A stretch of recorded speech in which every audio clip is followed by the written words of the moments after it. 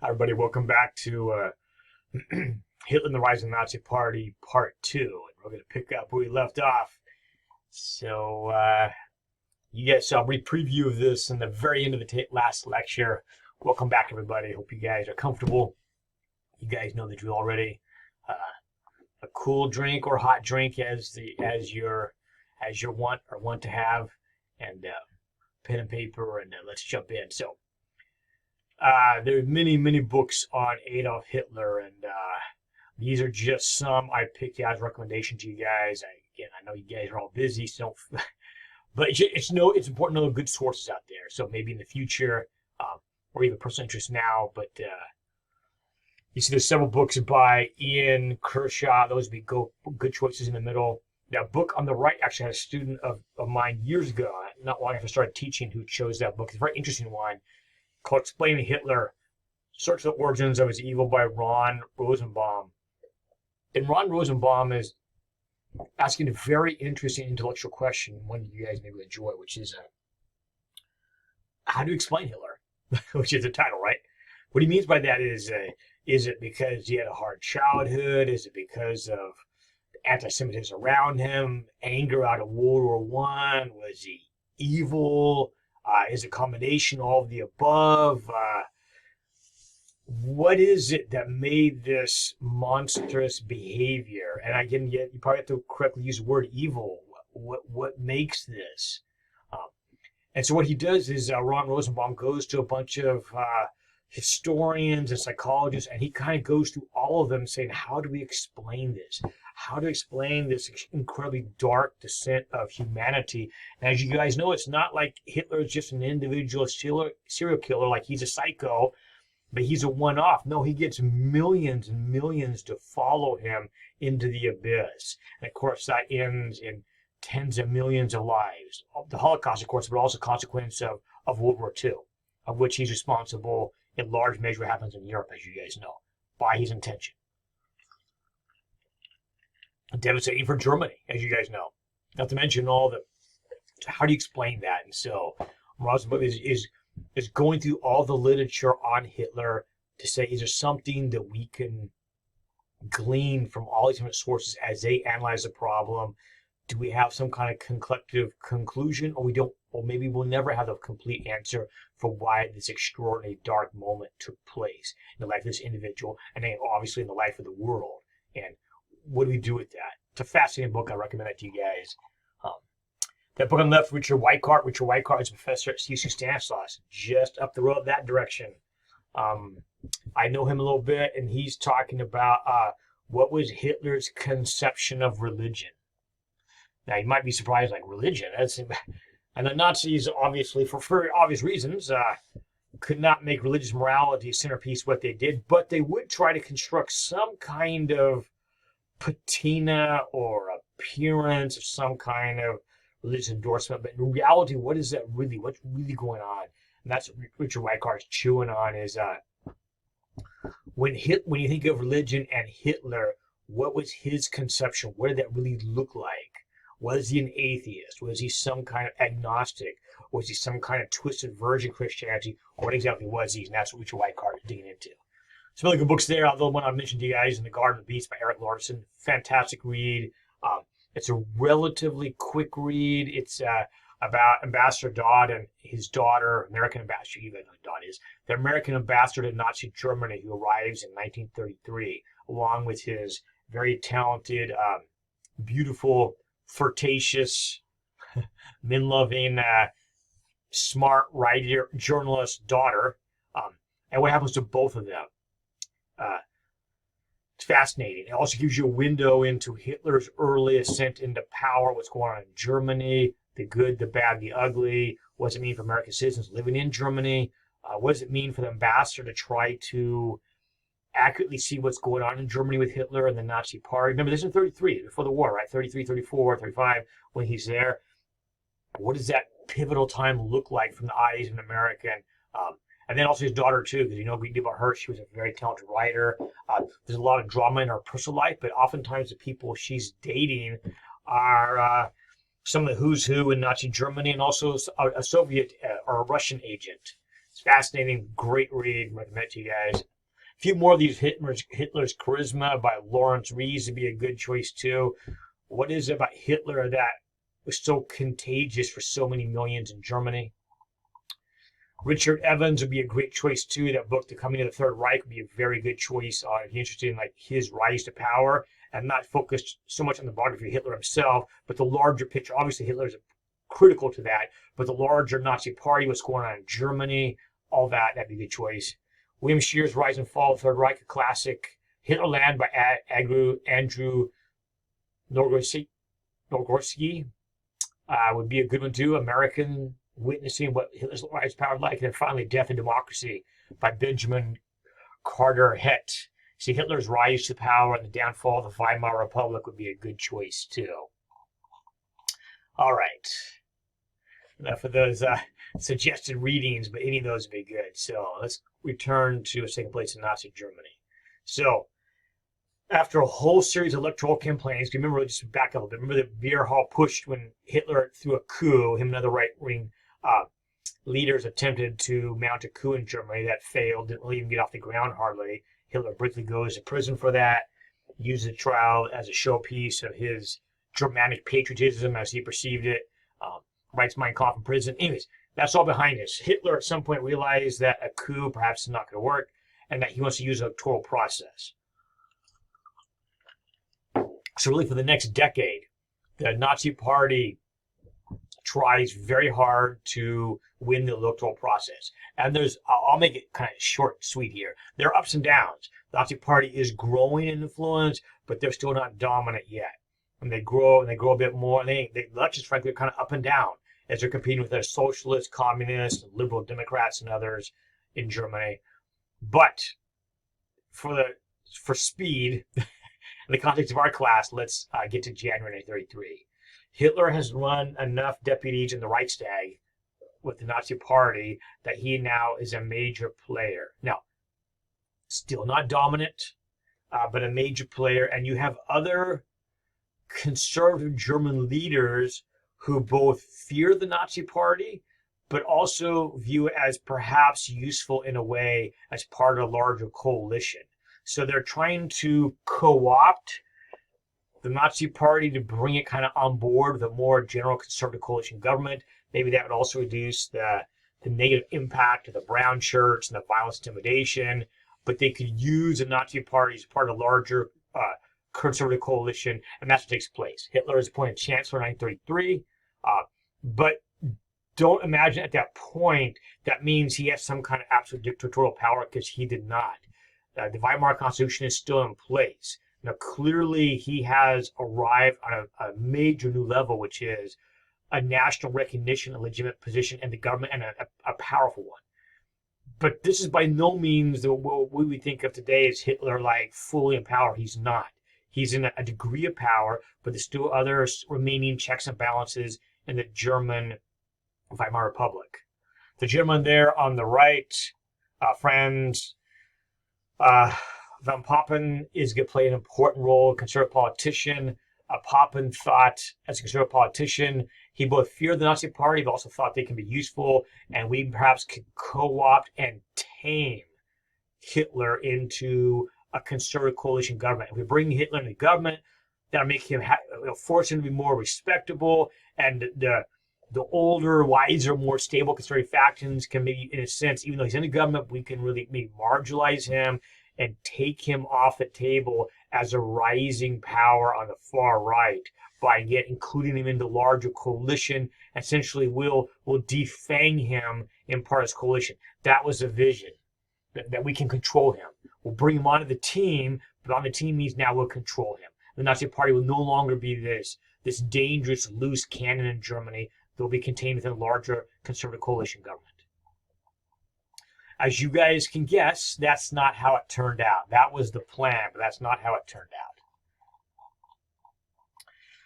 So, February 27, 1933, a moment to get changed Germany profoundly and open a window of opportunity for Hitler to seize absolute autocratic power.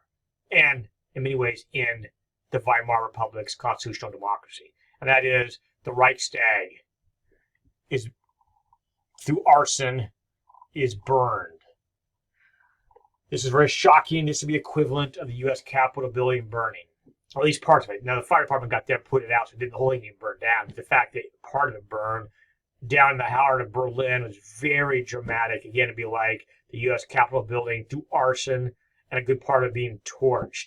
It's very shocking for Germany. When Hitler heard this, he was both alarmed and excited. Remember, keep in mind, the context of this is ongoing conservative fears of some kind of communist, socialist, left-wing coup.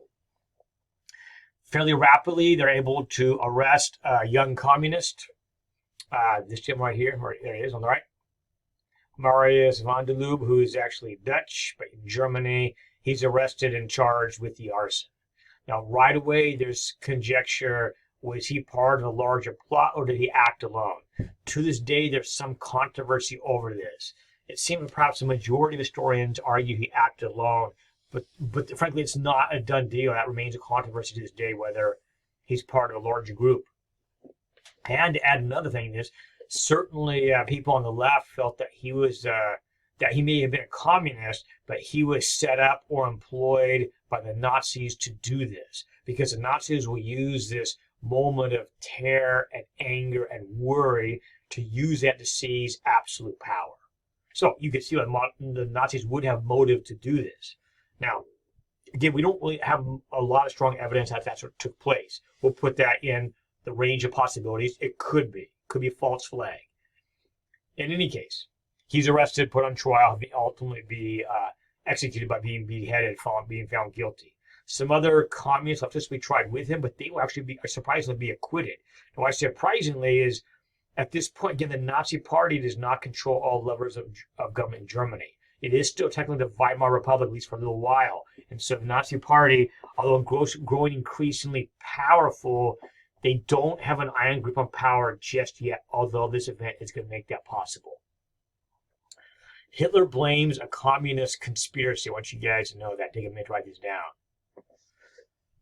And goes back to the Reichstag once they get the building out, and they meet in different. Anyways, goes back to the National Assembly, the Reichstag, and blames this at the defeat of the communists. Again, we'll put that in maybe. Certainly, it's a defeat of one communist, but was this a larger communist plot?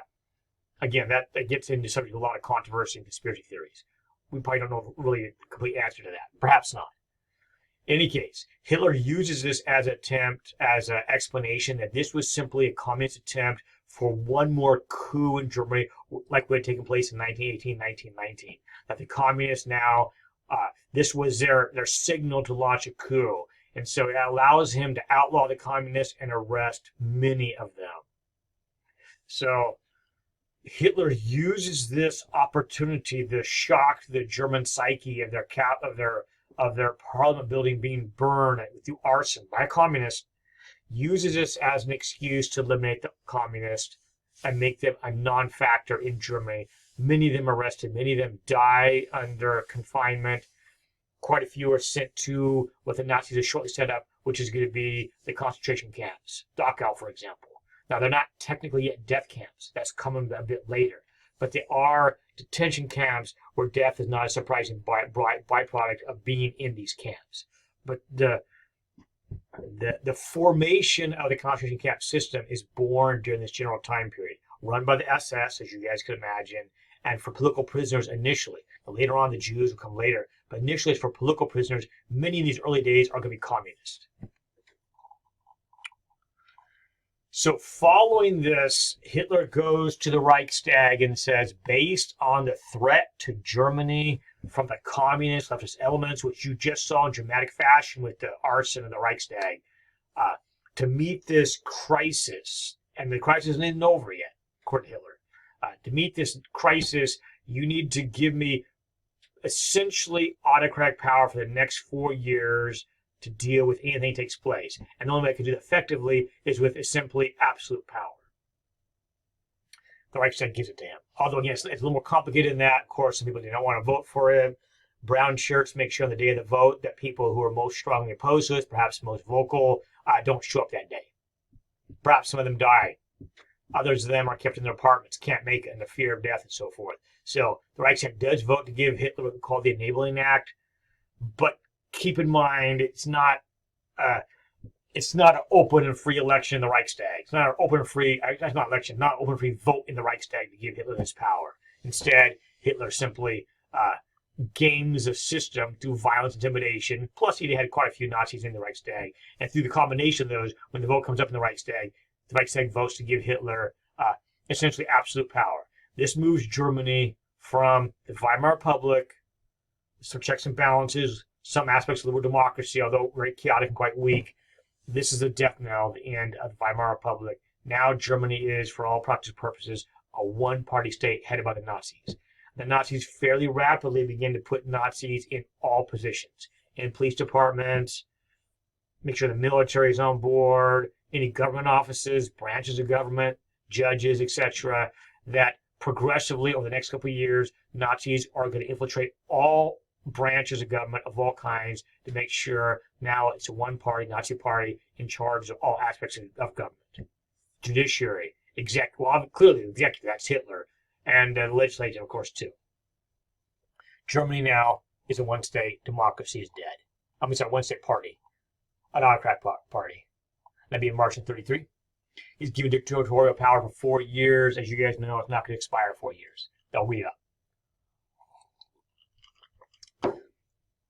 Following on the heels of this, the Nuremberg laws are passed through the Reichstag in 1935, which now is directly controlled by the Nazi Party. Nuremberg laws are a whole series of laws that basically classify Jews of all kinds and restricts their civil liberties dramatically. In fact, you wouldn't even use civil liberties anymore because that term is losing all meaning in Nazi Germany. But a whole series of laws to marginalize, restrict, control, and exclude the Jewish community in Germany. And that takes us to Kristallnacht, November 9 to 10, 1938. Translation from the German to English, The Night of Broken Glass, and this organized open violence against the Jewish community in Germany and Austria.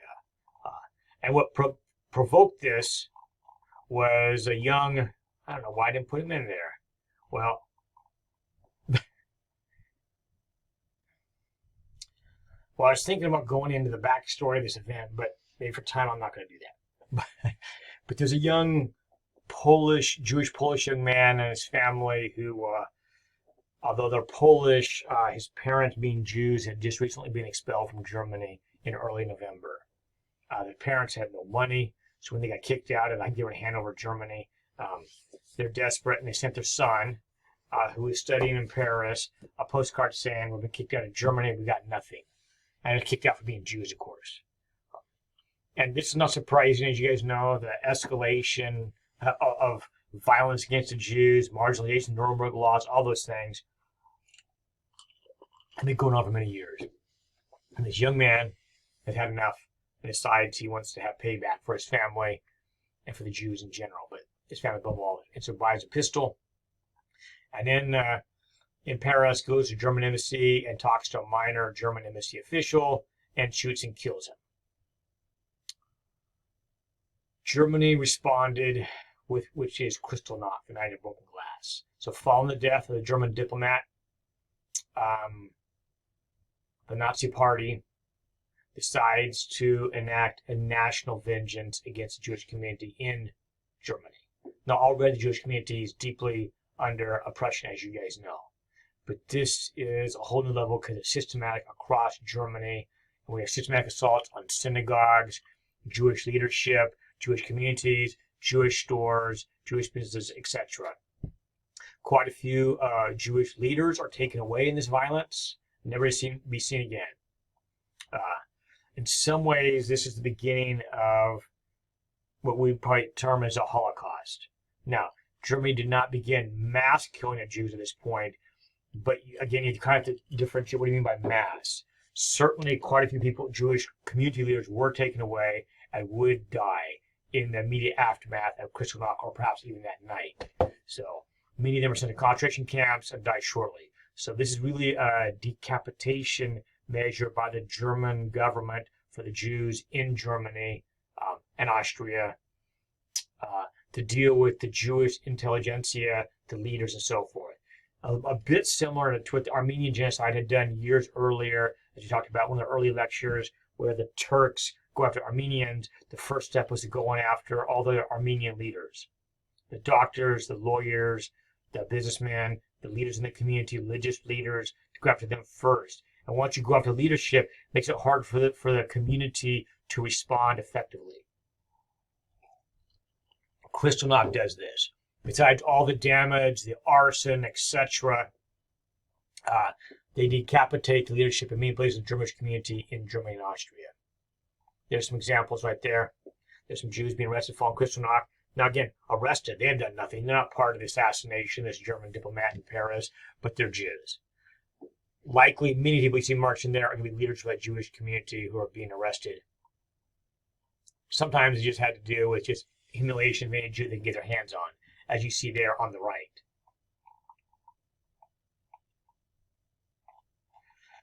All right. Keys to Hitler's success.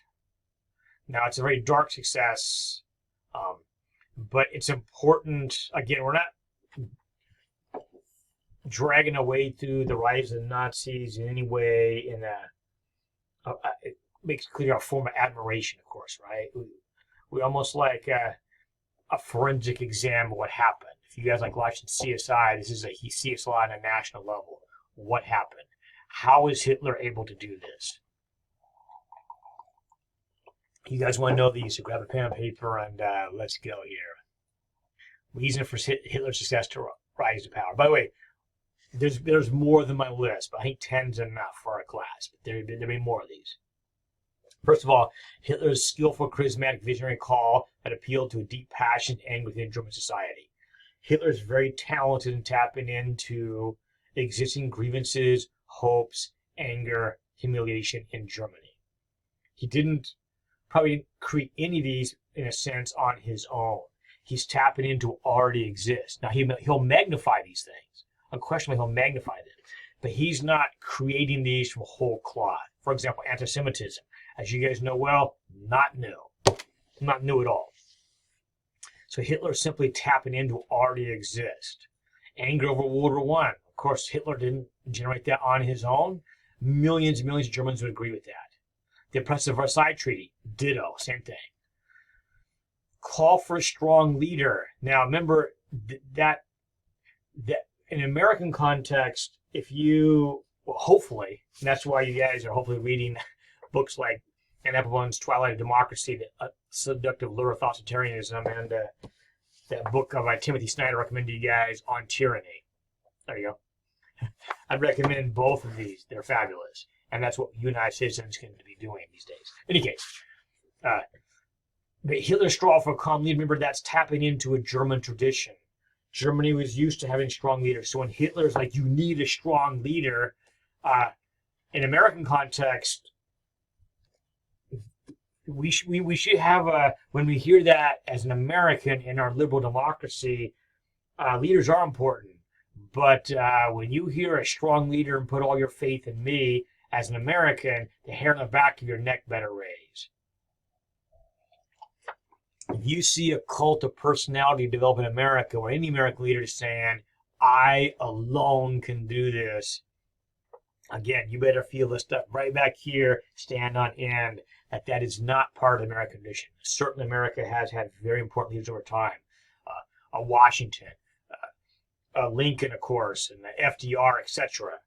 So, yeah, clearly our nation has benefited from very important pivotal leaders that have transformed America. Absolutely.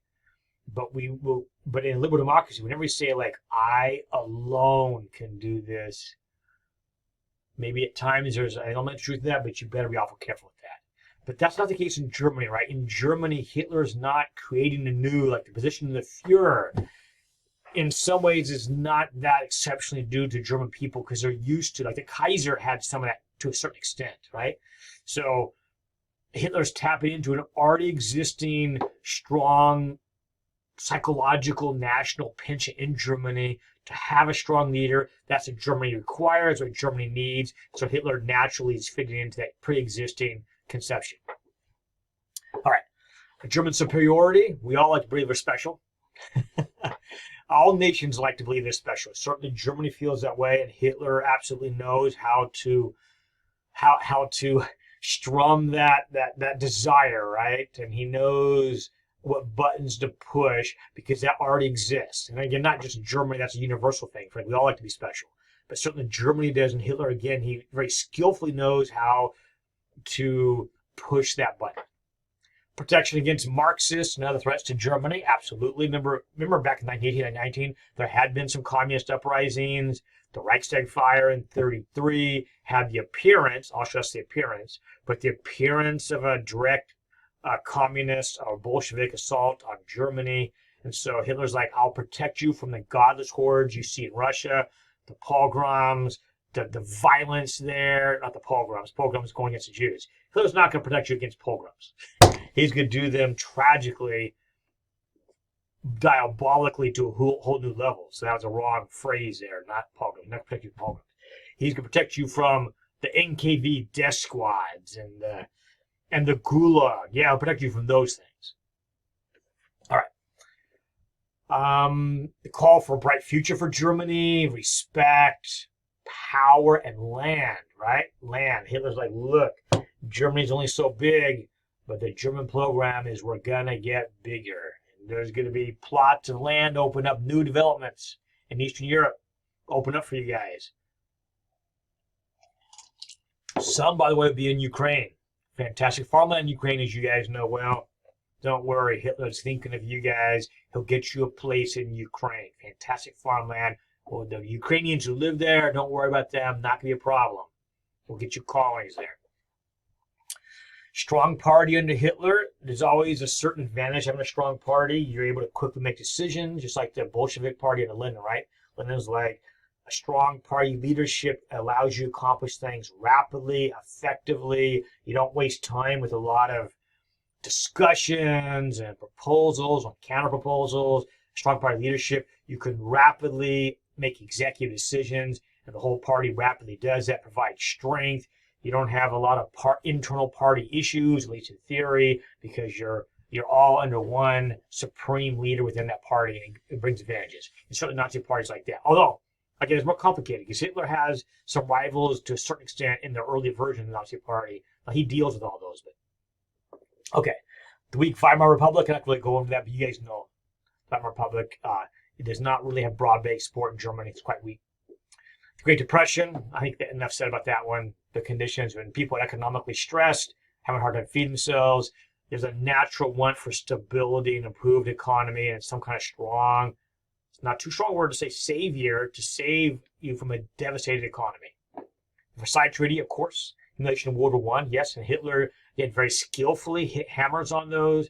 That's singing to the choir for the most Germans who feel those are deeply unfair, feel victimized, and Hitler is right there to say, absolutely, Germany has been victimized, but I got you. If I was in power, I will fix this. Germany will no longer be holding her hat in her hand, going to the French and the British, and this position of subjugation and humiliation. No.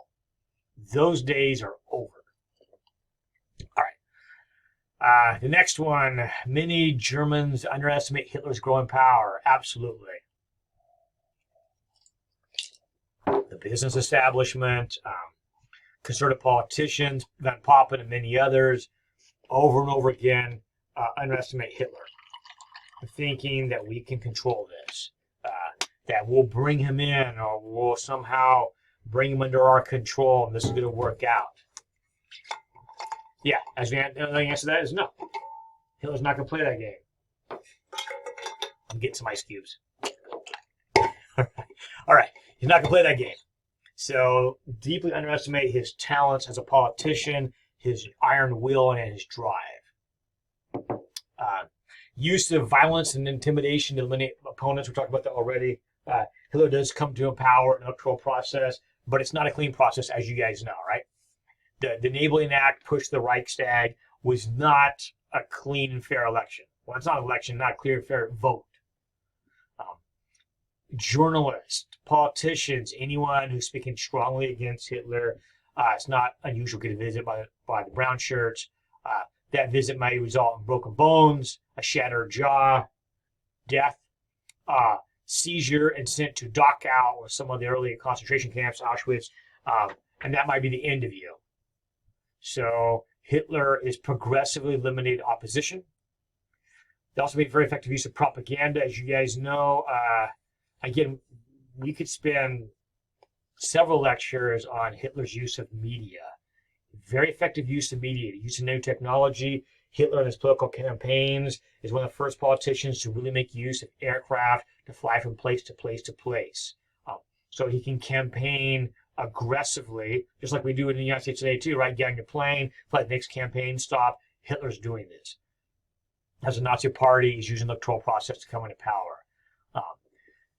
Even the uniforms, right? The uniforms, the brown shirts, later on the SS. Hitler's like, people like to be part of a group. People like to be in the in group. Give them a cool uniform. Give them badges and awards and medals. Give them group activities. People like being part of a grand movement. A movement that's going somewhere, doing something grand. We like being part of the collective. Just our natural human psyche tends to like that. But not everybody. Some people don't like it, as you guys know. But many people do. And so Hitler knows this. And so very effectively he uses lighting, photography, the arts, you name it, radio, very effective use of radio, to use the media very effectively to present a certain image. Like, for example, Hitler would give daytime Nazi rallying speeches, but Hitler preferred to do it at night. Why? It's different at night. As you guys know, why do people like go to the club at night, not so much during the day, right? There's something different about the night, a different vibe that humanity has when it's at night. Perhaps a bit more tired, perhaps a bit more raw in our emotions, perhaps a bit more needy, and more likely maybe have sensory experiences dominate maybe the more intellectual, more thoughtful parts of the brain. Maybe at night you were a little more broken down. So, and also you can use the dramatic lighting at night, get a crowd together. And you guys read some of this in your reading, right? The demagogic orator, one of the readings you guys had about being the power of being in the crowd and being swept up in the enthusiasm of this cheering crowd, all roaring as one for the savior of Germany, Adolf Hitler. And Hitler being a student of this psychology. You guys read this in Mein Kampf, right? In Mein Kampf, Hitler's like, this is what you do. Ruthless in dealing with obstacles, clearly. We saw it was elimination of the SA leadership because I thought Röhm he's a little too loose on what he wants to do. He's not completely on board with the Nazi party. Röhm has his own aspirations that cause a bit of a headache and worry for Hitler. Röhm does not seem to be on board fully with the Nazi program the way Hitler wanted to be. So Hitler's like, I'm done with him. And this one too, which you guys read some of this in Mein Kampf. Now this one is especially chilling because I think Hitler's probably right to a certain extent, which is terrifying. I don't want to say Hitler's right on anything, but you guys read that Hitler said when you talk to mass audiences, don't ever allow any kind of nuance or complexity. Keep it simple. Simple, forceful, populist narrative. Don't admit the other side made a good point. Have no limitations. Keep it straight, simple. Germany will go to greatness. The communists are bad. The Jews are the source of their cancer in Germany. There's no nuance there. And Hitler's like, that's what you got to do. Repeat that over and over again. Never admit mistakes. Never admit any caveats or any explanation. Perhaps it's more complicated. No, keep it simple. The average person in the public is not interested, have the time, have the perception to digest something that's more complex and nuanced. Keep it rock solid, simple. And never let facts get in the way. I don't know why I'm laughing out of alarm, but don't let facts get in the way. You tell the mass what they should be thinking. Don't tell them to go home and do their mental calculations. Don't tell them to go home and morally analyze what you're saying. No.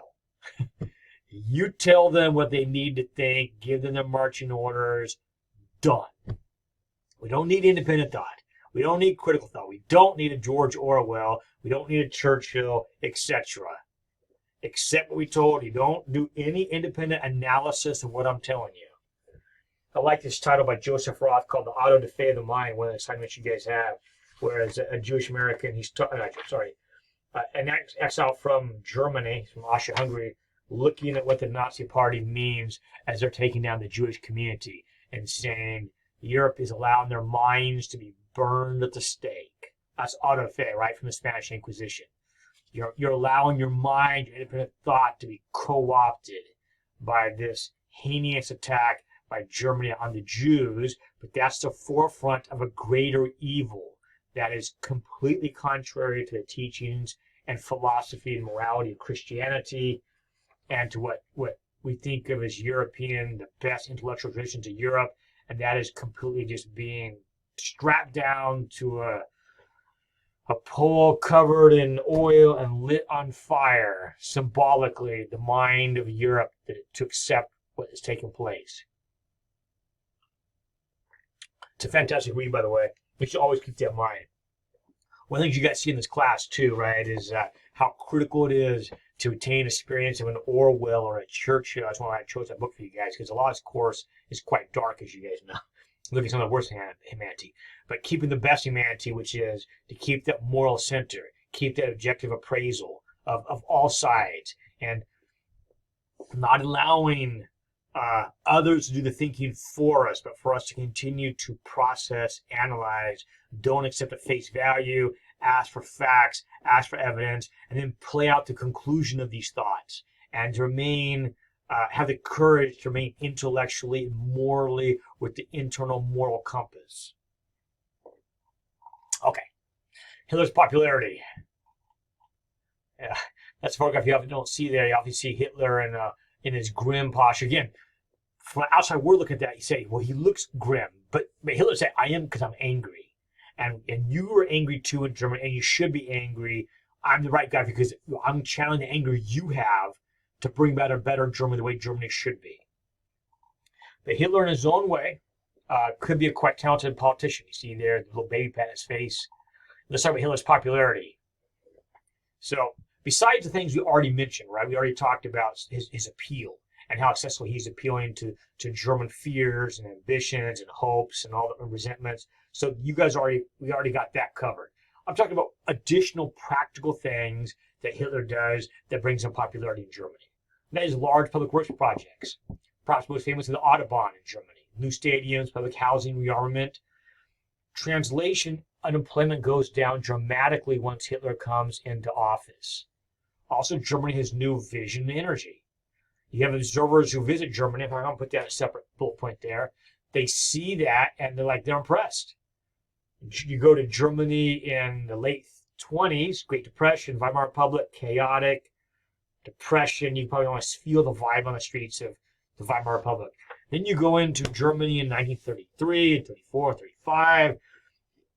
Germany appears to be on the move. You'll see that book I mentioned, In the Garden of the Beast by Erik Larson. Erik Larson mentions how Ambassador Dodd and his daughter, I just want to blank on her first name, but she's a young woman, talented, vivacious, fun-loving, smart, talented writer, and here she's going to parties in Germany, and these parties are fun. She's eating Nazi party officials, and some of these guys are charming, and you're not seeing maybe kind of the national malaise or depression that you'd perhaps imagine. That Germany appears to be going someplace, and there's energy and vitality. Now, of course, you get in your car, go on the street, and talk to the Jewish community, any dissenting journalist, the communists who are now gone by now, because they're either dead or fled, etc. And obviously, clearly, this happiness of energy and vision is very exclusive to only a certain kind of German. That excludes a whole rank of people who do not fit into the new Germany that Hitler's carving out. But on the surface, as long as you don't fit in those excluded categories, it may appear that Germany is full of energy and vitality, doing well. Economic recovery is part of that. Hitler does have a certain amount of Nazism appeal to certain aspects of socialism. Now, the Nazi Party is not overtly socialist in a sense, but even their name, National Socialist, right? So Nazi is standing in an abbreviation, National Socialist. they do have a certain level of appeal to breaking down the class structure. Germany is quite class-based, as Hitler knows quite well himself, having experienced the aristocracy, the Prussian classes, the higher classes, the Junkers and so forth, who have looked down at Hitler on his blue-collar background. And once Hitler begins to, in the very early days, bully foreign nations, again, these foreign triumphs for a Germany that was defeated and humiliated are quite popular with many Germans. And you don't get a lot of other narratives because Hitler controls all media and any kind of opposition who could have brought up some points. Perhaps some Germans who were more neutral could have said, I never thought about it, but that's a good point. That worries me. For example, the judiciary is not independent anymore. That worries me. The Nazis control all the press. That kind of concerns me. That there's no due process. If the Nazis dislike you and take you away, that's probably it for you. There's not access to the court system and all that. That's probably not going to happen. They're killing people. So again, some Germans, even though maybe some conservative Germans might be more alarmed, but again, you're rarely, because, it's not safe anymore. But anyone who perhaps would have spoken out against the threat, democracy is already dead by this time period. But even the earlier time period, people speaking out against what they see happening around them tend to disappear, be beaten up, intimidated, or disappear, and they're gone. And so you get fewer and fewer voices that have the ability to publicly criticize or second guess anything the Nazis are doing the farther time goes on. People even begin to self-censor. So it's not just that you're not going to say something public to a larger gathering, but even to a friend. As by the mid-30s, many Germans who perhaps are skeptical or alarmed at what they see are increasingly worried that they better say nothing. They should not talk to anybody. Example that would be Erik Larson mentioned the Garden of Beasts even by the early 30s, we're talking 33, 34, 35, many Germans sometimes have put off medical procedures, for example, surgery, or being put under to have teeth worked on because afraid that as they're coming out of anesthesia, could they blurt out? Because you guys perhaps know this, right? When you come out of anesthesia, you're kind of loopy for a while, right? You can't think clearly. So what if you're coming out of anesthesia and out of your mouth tumbles like, I'm afraid of Hitler, he's a tyrant. As you're coming out of surgery, and you're waking up, and the nurse hears you, the doctor hears you, they make some phone calls. So, all right. Now, we'll go into this with later lectures. I just want to introduce it just very briefly. But Germany's vision of the German world, eliminate the human cancer from the gene pool that's contaminating the culture and even the lifeblood, as they saw in Germany. And that is planning genocide for non-Aryans. Now, of course, Jews are on the top of that list, but I want you guys to be aware that it's not limited to the Jews. I mentioned this when we talk about Ukraine. The Slavic people in general are viewed as a subspecies of humanity on the to-go list. And when I say to-go list means the disappear list, the eliminate list, the genocide list. Religious people who speak out against within the Catholic Church or Protestants, etc., they have to go too. Homosexuals, people with medical disabilities, people with mental health issues, a whole series of people that in the Nazi world would no longer exist. We'll come back to that topic. But all right. Last couple topics here before we leave this. So the final events leading up to what's going to be World War II is a Munich appeasement. So Hitler is going to turn to Czechoslovakia and demand Czechoslovakia turn over what's called the Sudetenland, which is the area you guys see here, and I guess that's brown? Damn, maybe that's khaki. We'll go with khaki. So that portion of Czechoslovakia in khaki did have a large percentage of German population percentage-wise in those regions, even though it's part of Czechoslovakia. But a significant number of ethnic Germans who identified as Germans and who had been, the map had been redrawn, I suppose, over them at the end of World War I, now are in Czechoslovakia. Well, Hitler's not okay with this, and he demands this territory be returned, as he would see, returned to Germany. Clearly, Czechoslovakia would not view it the same way, but that's in Hitler's conception, returned. He demands Czechoslovakia turn this over. The Czechoslovakia is a much smaller nation, already had a peace treaty, a defense treaty with Britain and France. So this could be one of the early critical showdowns. Now, as Germany is demanding Czechoslovakia to turn over Sudetenland, will Britain and France back Czechoslovakia as they are sworn to do with this treaty alliance? Will they do that? Hitler demands either you turn it over or I take it through military force, Czechoslovakia. Which way do you want to go? Turn over willingly, you'll still have most of the country, that's fine. But if you don't, I'll take military, it's going to be much worse for you. So Chamberlain, Great Britain, the Prime Minister, and Daladier, there he is. That's him right there. French Premier, fly to Germany, and are actually going to meet twice with Germany in these critical, tense moments of will Britain and France, will they in fact back Czechoslovakia for Czechoslovakia to maintain its territorial integrity in the face of an aggressive, threatening Adolf Hitler and Nazi Germany. I think you guys kind of know tragically how this plays out. Chamberlain and the French are not willing to go to war in defense of Czechoslovakia. They're just not. So Hitler, in a long story short, again, there's more drama to this, but in a very short version, Hitler gets exactly what he wants. So his bullying is successful. The French and English abandon the Sudetenland and tell Czechoslovakia, you have to suck it up and do this because we're not going to fight for the Sudetenland on your behalf. Not going to do it. So now again, if you want to fight Germany on your own, you can. I would recommend you don't do that because you're going to lose. Czechoslovakia feels like they have no alternative but to swallow their pride and in their grief give up the Sudetenland. This is fatal for Czechoslovakia because even though Hitler had promised all I want is Sudetenland, I have that, I'll leave the rest of Czechoslovakia alone. Surprise, it's a lie. Not that, yeah, it's a lie. This photograph shows a very tense and uncomfortable meeting. Hitler in the middle. That's Mussolini there. Mussolini's trying to be kind of a middleman to help negotiate this out. That's Chamberlain there. And that's the French Premier, Daladier.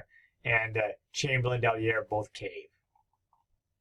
Hitler's able to rage and coerce and threaten.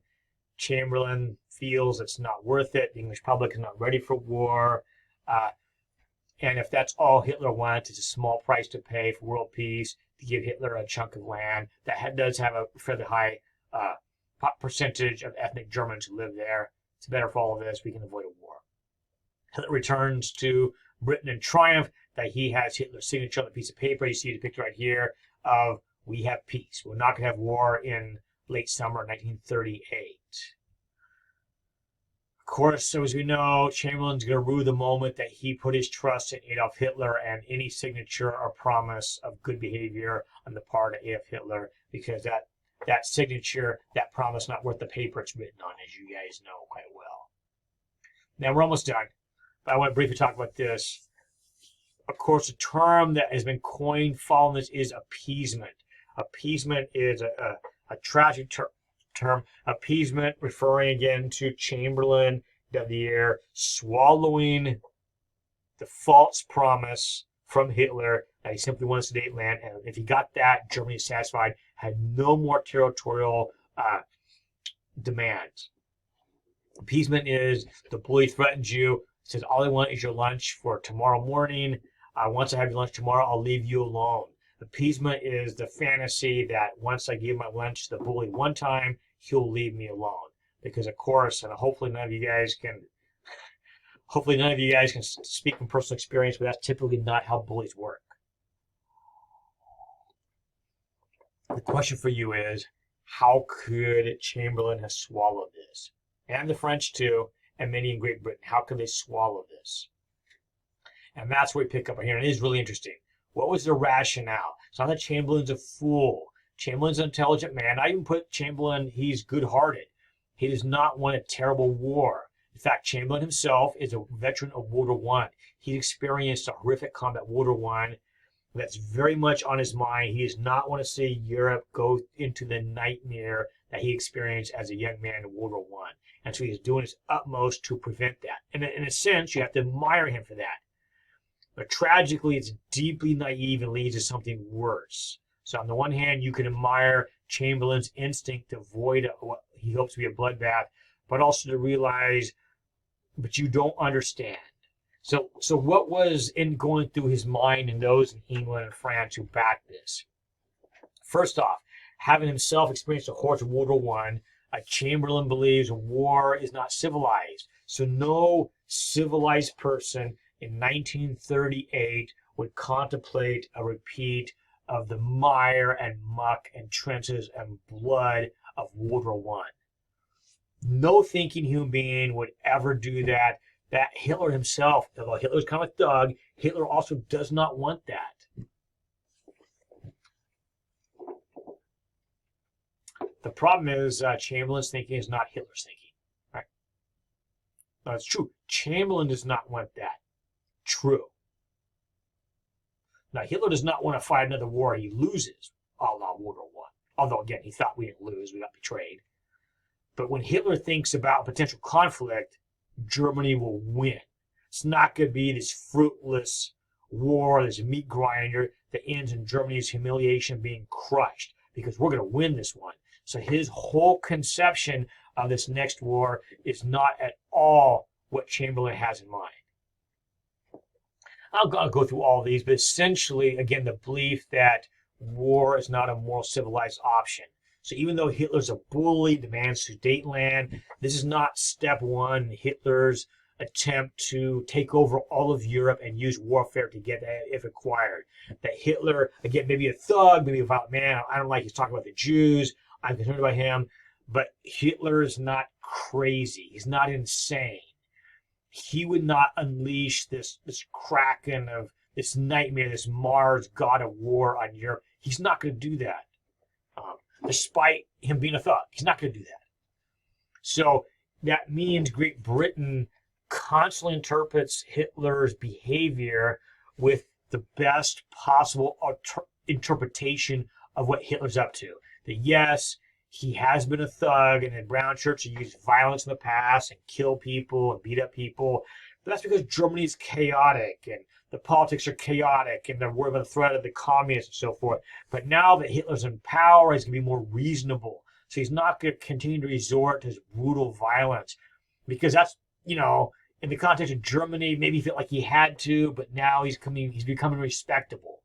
So he's not going to be like that anymore. And yes, Hitler has demanded Sudetenland, he threatened Czechoslovakia, but perhaps it was unfair how Czechoslovakia was created in the ashes of World War I in the first place. All those ethnic Germans should now have been included within Czechoslovakia. So yes, is he being a bully in the way he's threatening Czechoslovakia? Yeah, I don't like it. But if we give them this, he's a reasonable person. We can work with him. We don't need to go to the nightmare of millions and millions of lives being just eviscerated. We don't need to do that. So over and over again, Chamberlain goes through this mental gymnastics to explain Hitler's behavior and the best possible interpretation of what's going to take place. The problem is, as you guys know, it's divorced from reality. And that's why, by the way, this is helpful to all of us, right? Is we're all constantly grappling as, can I see reality for what it is? I don't want to keep beating a dead horse, but Orwell, right? That's why I chose that book for you guys. Orwell and Churchill is to the best of our human ability, because we have to have a certain amount of humility. It's not easy to do this. It takes work to do this. But for us to not project what I want to be true in the world, but what is true. And so, by the way, it's a very common human defense mechanism to go with the best case scenario. I want this person to marry me.